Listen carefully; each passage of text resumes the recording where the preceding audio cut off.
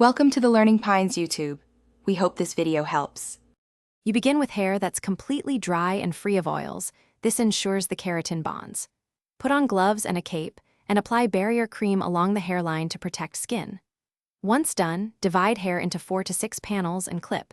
Smaller sections mean more even saturation. Apply treatment to one small subsection at a time, comb through to distribute evenly, and remove excess.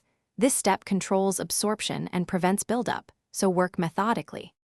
Now you activate the formula. After applying, wait the label's specified processing time, often 10 to 20 minutes, because timing controls bond strength and longevity. Make sure you never let product pool at the scalp, and comb each subsection repeatedly to align strands. When heat ironing, set the flat iron to the exact temperature listed. Pass through each 1/4-inch subsection slowly and smoothly. This seals the keratin into the cortex. Inconsistent heat creates frizz rather than smooth. Finish by following the product's final instructions. Some require a light rinse, others are leave-in, so read the label and act accordingly. Once done, blow dry or style on low heat and make sure you do not wash hair for 48 to 72 hours to allow bonds to set. If you encounter issues, hair that looks dry or brittle, immediately use a deep conditioning mask and cut your next ironing temperature by 1 setting. This reduces breakdown and restores elasticity.